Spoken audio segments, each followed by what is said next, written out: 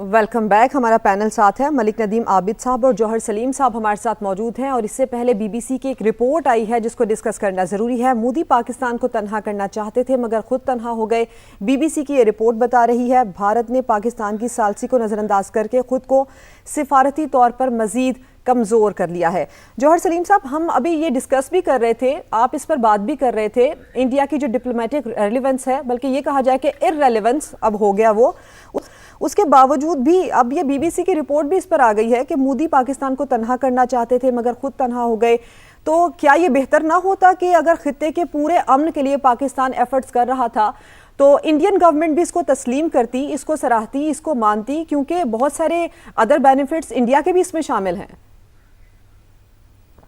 जी बिल्कुल, होना तो यही चाहिए था। बल्कि देखें, वो तो इस खत्ते में अगर इनका किरदार कोई मुस्बत होता और उनका रवैया अच्छा रहा होता बाकी मुल्कों के साथ, तो ये पूरा खिता जो है एक तरक्की के सफर पे गामजन होता।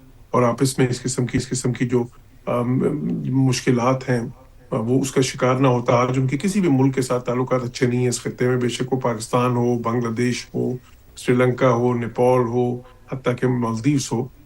तो उसकी वजह क्या है? उसकी वजह यही है, हमेशा एक मुआंदाना रवैया, दूसरों को गिराने की कोशिशें। अब देखें, कुछ अर्सा पहले आपको याद होगा जयशंकर के जो बयान एक आया था, जिसमें बहुत ही बेहुदा उन्होंने अल्फाज इस्तेमाल किए पाकिस्तान की सफारती कोशिशों के बारे में। और वो तो मैं समझता हूँ कि वो सिर्फ ये नहीं था कि वो बदतहजीबी के ज़िम्रे में आता था। वो तो एक सफारती शरंगेजी थी, एक सफारती शरपसंदी थी जो उन्होंने कोशिश की पाकिस्तान को अंडरमाइन करने की। ये अलग बात है कि उसका कोई फायदा नहीं हुआ उनको, बल्कि दुनिया ने यही कहा कि ये देखें ये किस किस्म का फॉरेन मिनिस्टर है कि इतने बड़े मुल्क का फॉरेन मिनिस्टर हो के ऐसी घटिया बात कर रहा है। तो किसी ने बिल्कुल उसकी तरफ दरखोर इतना नहीं, कोई तवज्जो नहीं दी। तो बिल्कुल इसमें कोई शक ही नहीं है कि अगर हिंदुस्तान बजाय इसके कि इस किस्म की जो है ना हरकतें करता, अगर वो उनका रवैया कंस्ट्रक्टिव होता, वो भी पाकिस्तान की कोशिशों को सराहते, बल्कि उसमें वो ताउन की पेशकश करते। आफ्टर ऑल वो भी अपने एक बड़ा मुल्क है, दुनिया का सबसे बड़ी आबादी उन्हीं की है, इस खत्ते में उनकी बड़ी प्रेजेंस है। अब देखें, इसका मुवाजना करें जरा चाइना के रोल से। चाइना ने इतनी रिस्पॉन्सिबली एक्ट किया है कि अभी प्रेसिडेंट ट्रंप ने उनकी तारीफ की चाइना की, कि जिसमें हम चाइना की कोशिशों को भी सराहते हैं।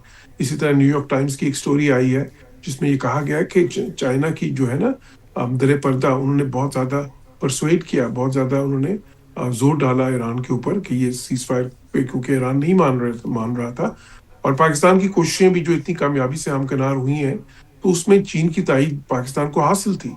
तो देखिए, ये होता है रिस्पॉन्सिबल स्टेट्स, जब आप बड़ी ताकत होती हैं, आप बड़े मुल्क होते हैं, तो इस तरह से आपको जो है ना डिप्लोमेसी आपकी इस तरह की होनी चाहिए। आपका रवैया जो है एक जिम्मेदार रियासत का होना चाहिए।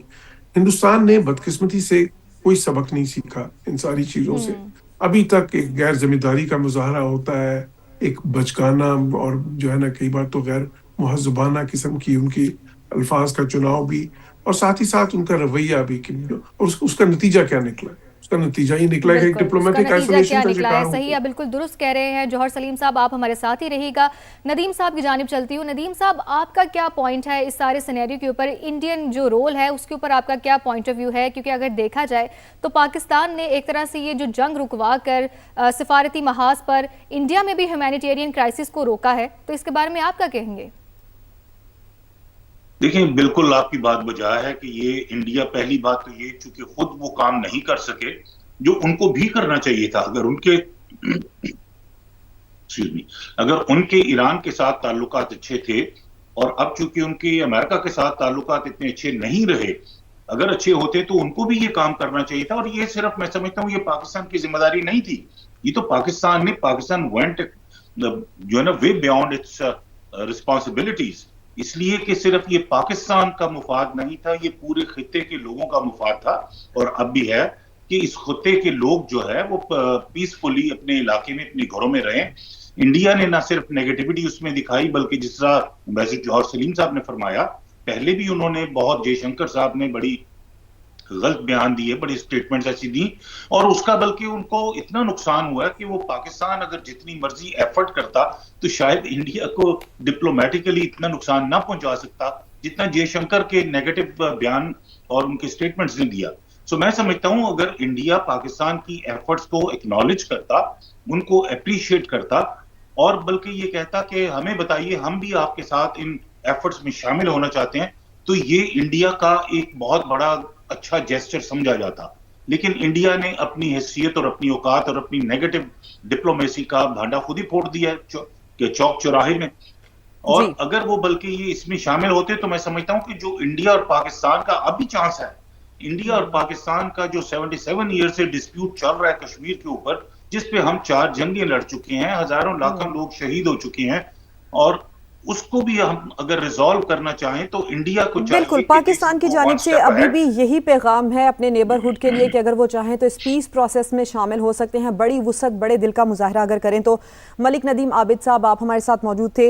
इसके अलावा जौहर सलीम साहब और गुल आयशा साहिबा भी हमारे साथ मौजूद थी। आप तमाम मेहमानों का बेहद शुक्रिया। ईरान में जंग बंदी के लिए 36 घंटों की हंगामा खेज जदोजहद। न्यूयॉर्क टाइम्स की ये रिपोर्ट है। वजीर आजम शहबाज शरीफ और फील्ड मार्शल आसिम मुनीर ने अहम किरदार अदा किया है। अमरीकी अखबार ये लिख रहा है, सदर ट्रंप ईरान को धमकी देने के बाद बार बार मंसूबों पर गौर करते रहे। अमरीकी अखबार ने यह भी बता दिया, सदर ट्रंप को बताया गया जहां हमला हुआ वहां ईरानी शहरी जमा हो रहे हैं। अमरीकी सदर ने कहा, हलाकतें ज्यादा हुई तो उसकी जिम्मेदारी ईरान पर होगी। सूरत हाल उस वक्त बदली जब वजीर आजम पाकिस्तान का ट्वीट सामने आया। ये कहना है अमरीकी अखबार का। पाकिस्तान ने मुसलसल अमरीका और ईरान के दरमियान राब्ता बरकरार रखा। ईरान को जंग बंदी कबूल करने के लिए चीन ने दबाव डाला। पाकिस्तान और चीन की सालिसी से आरजी जंग बंदी का मुआहदा तय पा गया। बात करने के लिए इस वक्त हमारे साथ मौजूद हैं तज्जियाकार आबिद लतीफ़ साहब, हमें ज्वाइन कर चुके हैं। आबिद लतीफ़ साहब, ख़ित्ते की जो बदलती सूरत हाल है और इसमें होने वाली जो अपडेट्स है उसके ऊपर हम नज़र भी रखे हुए हैं। अभी ये जो लेटेस्ट अपडेट है इसमें ईरानी स्पीकर बाकर कालिबाफ ने कहा है कि मुआहिदा शुरू होने से पहले ही 10 नुकाती तजावीज़ में से 3 शिकों की खिलाफ वर्जी हो गई है।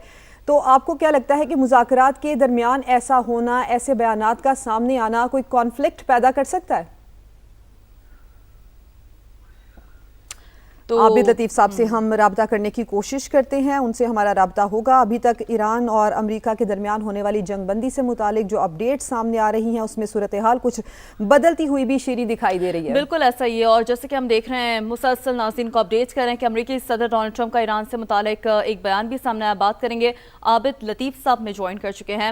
आबिद साहब बहुत शुक्रिया समा को वक्त देने के लिए। आबिद साहब, बड़ा अहम एक तो अमेरिकी सदर की जानिब से ये बयान भी सामने आया है, और जैसा कि मेरी को एंकर ने भी ये सवाल किया कि 3 शिकों की तो पहले ही वायलेशन ईरान की जानिब से भी कहा जा रहा है हो चुकी है। फिर अमेरिकी सदर का ये बयान कि हमारे जहाज और जो फौजी हैं वहीं पर ही आसपास रहेंगे। तो डेटरेंस का ये अमल सीज फायर के इस स्टेज पर कैसे देखा जा रहा है, आप कैसे देखते हैं इसे? जी बहुत शुक्रिया मुझे इनवाइट करने की। देखिए जी, जब नेगोशिएशंस होती हैं तो जाहिर है आपकी हर फरीक की ये कोशिश होती है कि वो पॉइंट ऑफ स्ट्रेंथ से बात करे, और अगर वो नेगोशिएशन से पहले ही अपने मतलब मिलिटरीली अपने एसेट को वापस ले जाएं या उसको वहां से ऐसी उसकी पोजीशनिंग करें कि जो सिग्नलिंग उनके ख्याल में ऐसी हो कि एक ऐसा दे कि शायद वो पॉइंट ऑफ स्ट्रेंथ पे नहीं है, तो ऐसा नहीं किया जाता। तो मैं समझता हूं कि कोई ऐसी कोई चीज़ नहीं है कि जिस पे आप ये समझें कि ये जो नेगोशिएशंस होने को जा रही हैं ये इन पे कोई इसका इफेक्ट होगा। ये सब पोस्चरिंग है, सिग्नलिंग है, जो डेफिनेटली जी नेगोशिएशन से पहले की जाती है, और इसमें कोई इसी तशवीश की बात नहीं है। लेकिन क्योंकि देखिए ये एक बहुत कम्प्लेक्स कॉन्फ्लिक्ट है, आपको भी पता है कि किस तरह से 16-17 मुल्क जो इस रीजन के अंदर हैं वो डायरेक्टली इन्वॉल्व थे और फिर पूरी दुनिया इनडायरेक्टली इन्वॉल्व थी। तो अब इसका सोल्यूशन ढूंढने के लिए जी जाहिर है थोड़ा टाइम लगेगा।